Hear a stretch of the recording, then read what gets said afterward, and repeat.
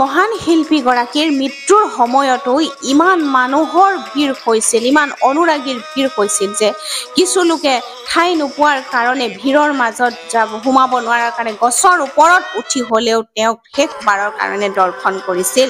তেওঁৰ এই অনুৰাগী ভিৰৰ সংখ্যা দেখিলৈ তেওঁ ইমানেই ভিৰ হৈছে যে তেওঁ এই ৰাণী এলিজাবেথ বা মাইকেল জেকচনৰ নিচিনাকৈ তেওঁ ৪ৰ্থ স্থানৰ ৰেকৰ্ড দখল কৰিছে লিমকা বুকত। আৰু তেওঁ এই শোভাযাত্ৰা, তেওঁৰ যি অন্ত্যেষ্টিক্ৰিয়াৰ যি শোভাযাত্ৰা আছিল সেয়া তেওঁ ৪ নম্বৰ স্থান বিশ্বৰ ভিতৰত দখল কৰিছে। জুবিন গাৰ্গ অসমৰ আৰু ভাৰতৰ এগৰাকী প্ৰসিদ্ধ কণ্ঠশিল্পী আছিল। ইয়াৰ উপৰিও তেওঁ এগৰাকী সংগীত পৰিচালক, গীতিকাৰ, সুৰকাৰ, চলচ্চিত্ৰ অভিনেতা, চলচ্চিত্ৰ পৰিচালক, চিত্ৰনাট্য লেখক আৰু কবি আৰু সমাজকৰ্মী আছিল। তেওঁ অসমীয়া, বড়ো, হিন্দী, অসমৰ আমাৰ অতিকে জনপ্ৰিয় শিল্পী, আমাৰ সকলোৰে মৰমৰ জুবিন দা 18 নৱেম্বৰ 1972 পৰা 19 ছেপ্টেম্বৰ 2025 চনলৈকে তেওঁ 52 বছৰ 10 মাহ এদিন এই পৃথিৱীত জীয়াই আছিল। তেওঁৰ মৃত্যু 19 ছেপ্টেম্বৰ 2025 চনত ছিংগাপুৰত নৰ্থ ইষ্ট ফেষ্টিভেল প্ৰগ্ৰামত এটেণ্ড কৰিবলৈ গৈ সাগৰত স্কুবা ডাইভিং আৰু ছুইমিং কৰা সময়ত মৃত্যু হৈছিল। কিন্তু অসমৰ বহুত লোকে, অসমৰ ৰাইজে এই মৃত্যু অসাধাৰণ বুলি চৰকাৰৰ ওচৰত দাবী কৰিছে। আৰু তেওঁৰ মৃত্যুৰ আচল কথাটো জানিবৰ কাৰণে ইনভেষ্টিগেশ্যনৰ বা তদন্ত কৰি অসমবাসীৰ ৰাইজক জনাবলৈ দাবী জনাইছে। আৰু ইতিমধ্যে চৰকাৰে তাৰ বাবে SIT গঠন কৰি ইনভেষ্টিগেশ্যন কৰিবলৈ CBIক নিৰ্দেশ দিছে। জুবিন গাৰ্গ এজন অসাধাৰণ ব্যক্তি আছিল। তেওঁৰ জীৱন কাহিনী কোৱাৰ আগতে মই ক'ব বিচাৰিছো যে তেওঁ ইমানেই জনপ্ৰিয় আছিল যে তেওঁৰ মৃত্যুৰ সময়তো 1972 চনৰ 18 নৱেম্বৰ মেঘালয়ৰ তুৰাত জুবিন গাৰ্গৰ জন্ম হয়। আৰু জুবিনৰ পিতৃৰ নাম হৈছিল মোহিনী মোহন বৰঠাকুৰ আৰু মাতৃৰ নাম আছিল স্বৰ্গীয় ইলি বৰঠাকুৰ। প্ৰথমতে জুবিনৰ নাম আছিল জুবিন বৰঠাকুৰ। তাৰ পিছত তেওঁৰ প্ৰসিদ্ধ গীতিকাৰ জুবিন মেহতাৰ নামত জুবিনৰ নাম ৰখা হৈছিল আৰু পুত্ৰৰ নামটো তেওঁৰ উপাধি হিচাপে ব্যৱহাৰ কৰা হৈছিল। জুবিনৰ পৰিয়াল মূলতে শিৱসাগৰ জিলাৰ জাজিৰ অন্তৰ্গত তামুলীচিগা গাঁৱৰ আছিল। তেওঁলোক জুবিনৰ দেউতাক কৰ্মসূত্ৰে মেজিষ্ট্ৰেট আছিল আৰু চাকৰি জীৱনত প্ৰথম ছোৱাত সঘনাই ইঠাইৰ পৰা সিঠাইলৈ আচলতে বদলি হ'বলগীয়া হৈছিল। সেয়েহে কণমানি জুবিনৰ ল'ৰালি কালছোৱা বহু ঠাইৰ অভিজ্ঞতাৰে ভৰা তেওঁৰ। জুবিনৰ পিতৃয়েও কপিল ঠাকুৰৰ ছদ্ম নামত কবিতা আৰু গল্প লিখিছিল তেওঁ। আৰু জুবিনৰ মাতৃ তেওঁ এগৰাকী দক্ষ নৃত্যশিল্পী, অভিনেত্ৰী আৰু সুগায়িকা আছিল তেওঁ। তথাপি কিন্তু তেওঁ নিজৰ প্ৰতিভাক কেতিয়াও পেচা হিচাপে লোৱা নাছিল। আৰু ইয়াৰ পৰিৱৰ্তে তেওঁৰ পুত্ৰ কণমানি জুবিনক ঘৰতেই সকলো কলা শিকোৱাৰ দায়িত্ব লৈছিল।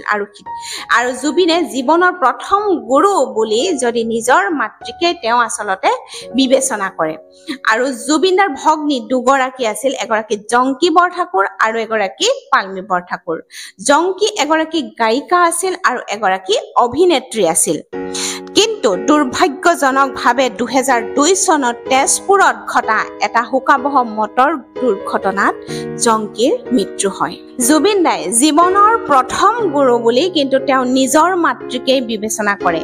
আৰু গুৰু ৰবীন বেনাৰ্জীৰ পৰা জুবিন দাই তবলা শিকিছিল আৰু তবলা শিকাৰ পৰাই তেওঁ সংগীত শিক্ষা তেওঁ আৰম্ভ কৰি দিছিল।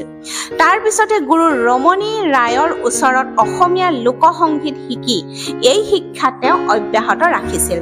তেওঁ তামোলপুৰ উচ্চতৰ মাধ্যমিক বিদ্যালয়ৰ পৰা মেট্ৰিক পাছ কৰিছিল। পাছত তেওঁলোকৰ পৰিয়ালে গুৱাহাটীলৈ স্থায়ীভাৱে থাকিবলৈ গুচি অহাৰ কাৰণে জুবিন দায়েও যোৰহাটৰ জগন্নাথ বৰুৱা মহাবিদ্যালয়ৰ পৰা বি বৰুৱা কলেজলৈকে বিদ্যায়তনিক ঠিকনা সলনি কৰিব লগা হৈছিল, য'ত তেওঁ বিজ্ঞানৰ স্নাতক ডিগ্ৰীৰ শিক্ষা গ্ৰহণ কৰিছিল।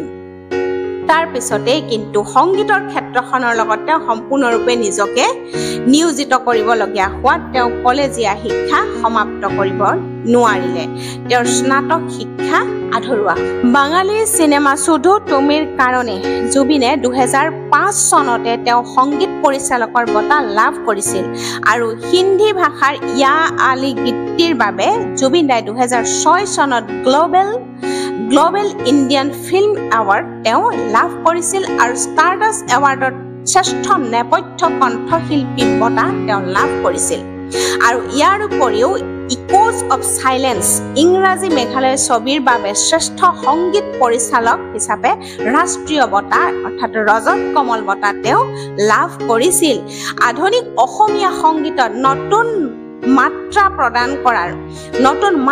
প্ৰদান কৰাৰ বাবে 2014 চনত 2006 জুবিন গাৰ্গলৈ ৰেনেচি অসম বঁটা আগবঢ়োৱা হয় আৰু 2024 চনৰ 27 মেত জুবিন গাৰ্গক মেঘালয়ৰ বিজ্ঞান আৰু প্ৰযুক্তি বিশ্ববিদ্যালয়ে সন্মানীয় ডক্টৰ অফ লিটাৰেচাৰ প্ৰদান কৰে 2025 চনত বেলতলা বহাগী উৎসৱ সমিতিয়ে তেওঁক জীৱনজোৰা সাধনাৰ ডক্টৰ ভূপেন হাজৰিকা বঁটা প্ৰদান কৰে জুবিন গাৰ্গ বহু বাদ্যযন্ত্ৰী তেওঁ আচলতে বহু বাদ্যযন্ত্ৰ তেওঁ বজাব পাৰে ইয়াৰ ভিতৰত আনন্দ লহৰী ঢোল দোতুৰা drum guitar harmonium mandolin keyboard tabla আৰু একাধিক তেওঁ পাৰ্কিউজ বাদ্য অন্তৰ্ভুক্ত জুবিন গাৰ্গ অসমৰ সৰ্বাধিক পাৰিশ্ৰমিকপ্ৰাপ্ত কণ্ঠশিল্পীৰ ভিতৰত এজন অন্যতম কণ্ঠশিল্পী তেওঁ 1992 চনত গুৱাহাটী বিশ্ববিদ্যালয়ত অনুষ্ঠিত যুৱ মহোৎসৱত পাশ্চাত্য একক পৰিৱেশনত স্বৰ্ণ পদক লাভ অৰ্জন কৰাটোৱে আছিল জুবিন দাৰ জীৱনৰ টাৰ্নিং পইণ্ট আৰু ইয়াতেই জুবিনে কণ্ঠশিল্পী হিচাপে জীৱনত প্ৰথমবাৰৰ বাবে তেওঁ সফলতা আৰু বিশ্বাসৰ সোৱাদ পায় 1992 চনৰ নৱেম্বৰত প্ৰথম এলবাম তেওঁৰ অনামিকা আছিল প্ৰথম এলবাম মুক্তি হোৱাৰ লগে লগে তেওঁ পেছাদাৰী সংগীত জগতত আচলতে তেওঁ সোমাই পৰে অৱশ্যে তেওঁৰ প্ৰথম বাণীবদ্ধ হোৱা গীত দুটা আছিল তুমি জানো পাৰিবা শুন আৰু তুমি জোনাকী সুবাস এই গীত দুটা তেওঁ ঋতু নামৰ এলবামটোৰ বাবে বাণীবদ্ধ কৰিছিল 1993 চন পৰ্যন্ত এইটো এলবামে মুক্তি পোৱা নাছিল 1992 চনৰ মুক্তিপ্ৰাপ্ত অনামিকা নামৰ এই অগতানুগতিক গীতৰ এলবামটোৱে অতি কম সময়ৰ ভিতৰতে কিন্তু সমগ্ৰ উত্তৰ পূব ভাৰতত ইনষ্টেণ্ট হিট ৰূপে জনপ্ৰিয়তাৰ শীৰ্ষত আৰোহণ কৰিছিল পৰৱৰ্তী সময়ছোৱাত তেওঁ সপোনৰ সুৰ জোনাকী মন মায়া আশা প্ৰমুখ্য কৰি আদি ভালেমান এলবাম তেওঁ মুকলি কৰিলে তাৰ পিছতে 1995 চনত মুম্বাইলৈ যোৱাৰ পূৰ্বে তেওঁ উজান পিৰিতি নামৰ ব্যৱসায়িকভাৱে সফল হোৱা এটি বিহুৰ এলবাম মুকলি কৰিছিল 20 শতিকাৰ শেষৰ দশকৰ মাজভাগত জুবিন দাই বলিউডত সংগীত জগতত কাম কৰিবলৈ মুম্বাইলৈ গুচি যায় আৰু তাৰ পৰাই তেওঁৰ প্ৰথম আছিলে তেওঁৰ এলবাম চান্দনী ৰাত প্ৰকাশ কৰে তাৰ পিছলৈ তেওঁ চন্দা শ্ৰদ্ধাঞ্জলি তাৰ পিছত আছে জলৱা জুহি কভি যাদু স্পৰ্শ আদি একাধিক হিন্দী এলবাম আৰু ৰিমিক্স বাণীবদ্ধ কৰে তাৰ পিছতে তেওঁ গদ্দাৰ দিল ডলি সজাকে ৰখনা তাৰ পিছত আছিলে ফিজা কাটে আদি ছবিৰ বাবে গীত গাইছিল তেওঁ 2000 চনত তেওঁ মুদ্দা দা ইছু চিনেমাৰ বাবে সপনে সাৰে আৰু খ্বাব কি চুপকেছে চিনেমাৰে মাংগো अगर दिल से तो खुदा मुंबई से आया मेरा दोस्त চিনেমাৰ হোলি ৰে আৰু জাল দ্য ট্ৰেপ চিনেমাৰ जो प्यार तुमने ইত্যাদি তেওঁ গীত গাইছিল জুবিন গাৰ্গে 2000 চনত এনকে প্ৰডাকচনৰ জৰিয়তে নিৰ্মিত তুমি মোৰ মাথো মোৰ ছবিত অভিনেতা আৰু পৰিচালক হিচাপে তেওঁ আত্মপ্ৰকাশ কৰে পৰৱৰ্তী সময়ত তেওঁ আছিল দীনবন্ধু মন যায় গানে কি আনে মিছন চাইনা দা আণ্ডাৰৱৰ্ল্ড কাঞ্চনজংঘা ৰাজনীতি ডক্টৰ বেজ বৰুৱা চিকাৰ ইত্যাদি তেওঁ পৰিচালনা কৰে তেওঁৰ দ্বাৰা অভিনীত ৰৈ ৰৈ বিনালে 2025 চনৰ 31 অক্টোবৰত মুক্তি লাভ কৰিব বুলি তথ্য পোৱা অনুসৰি জনা হৈছে। জুবিন গাৰ্গে অভিনয় কৰা একাধিক ছবিয়েই বক্স অফিচত সফল হিচাপে প্ৰমাণিত হৈছিল। 2017 চনত 8 ছেপ্টেম্বৰত 65টা চিনেমা হলত মুক্তি লাভ কৰা মিছন চাইনাক দিল্লী, বেংগলোৰ আৰু মুম্বাইকে ধৰি অসমৰ বাহিৰত থকা 8টা চিনেমা হলত মুক্তি দিয়া হৈছিল এই ছবিখন। আৰু এই ছবিখনে প্ৰথম সপ্তাহৰ ভিতৰতে মুঠ 2,40,00,000 লাখতকৈ অধিক টকা সংগ্ৰহ কৰিছিল।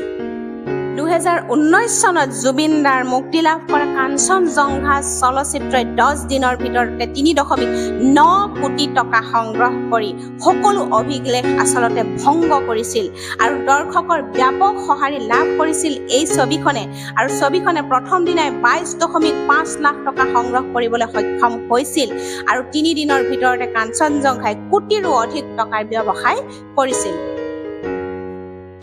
জুবিন দাই আমাৰ কাৰণে কিমান ধুনীয়া ধুনীয়া এটা সুন্দৰ এলবাম বনাই থৈ গৈছিল, কিন্তু গণি শেষ কৰিব নোৱাৰি। তাৰ ভিতৰত আছে অসমীয়া এলবামসমূহ হৈছে তাৰ ভিতৰত অনামিকা, অনুৰাধা, মায়া, আশা, জুবিনৰ গান, ৰং, মুক্তি, জোনাকী, তাৰপিছত আছে শব্দ, স্নিগ্ধ জোনাক, মেঘৰ বৰণ, পাখি, ৰাংঢালি, সপোন, আৰু আছে আপোনাৰ হিয়ামন, শিহু, বান্ধৈ, জোনাকী হিয়ামন, চিনাকী মন, পকা ধানে ৰিঙিয়াই, লাজুকী মন, যন্ত্ৰ, দেউকা, চিনাকী সুৰ, আছেনে কোনোবা হিয়াত, মুখা, সন্ধ্যা, বৰষুণ, উন্মনা মন, ৰিঙা ৰিঙা মন, দিলৰুবা, উৰণীয়া মন, আৰু আছে জোনাকী মন, ৰুমাল, মোৰ প্ৰিয় গীত, অভিমানী মন, আৰু মোৰ গানত জ্বলে, তাৰপিছত আৰু আছে অবুজ মন, গান, সোণালী মন, আৰু ৰুণঝুন, ৰক, বাঁহী, আৰু আছে পথ, কিং, ৰং মন, মনে মনে, নিৰিবিলি গধূলি, আলসুৱা মন, চিনাকী সুৰ, ভৰ দুপৰীয়া, হিৰো, সপোনৰ সুৰ, কোন তুমি, সন্ধ্যা তৰা খণ্ড 1, সন্ধ্যা তৰা খণ্ড 2, পাৰিজাত, মা, চিলা, এইবিলাক আছিল জুবিন দাই আমাৰ কাৰণে খুব ধুনীয়া এলবাম উপহাৰ দি থৈ গ'ল। 2002 চনৰ 4 ফেব্ৰুৱাৰীত জুবিন গাৰ্গে অসমৰ গোলাঘাটৰ ফেশ্বন ডিজাইনাৰ গৰিমা শইকীয়াক তেওঁ বিয়া কৰায় আৰু তেওঁ নিজকে কয় যে তেওঁ ধৰ্মহীন বুলি তেওঁ গণ্য কৰিছিল আৰু তেওঁ কৈছিল যে তেওঁৰ কোনো জাতি বা ধৰ্ম তেওঁৰ কোনো নাই। ভিডিঅ'টো আচলতে ইমানতে শেষ হ'ল। জুবিন দা আজি মৰিও আমাৰ মাজত অমৰ, আৰু জুবিন দাক আমি সদায় এনেদৰেই জীয়াই ৰাখিম, সদায় এনেদৰেই মনত ৰাখিম তেওঁ। গতিকে ভিডিঅ'টো যদি ভাল পালে লাইক, কমেণ্ট কৰি শ্বেয়াৰ কৰি দিয়ক আৰু ছাবস্ক্ৰাইব কৰি দি যাবলৈ নাপাহৰিব। সকলোকে শ্বেয়াৰ কৰক যাতে সকলোৰে মাজত এই ভিডিঅ'টো গৈ সকলোৰে মাজত আমাৰ জুবিন দা জীয়াই থাকে। ধন্যবাদ।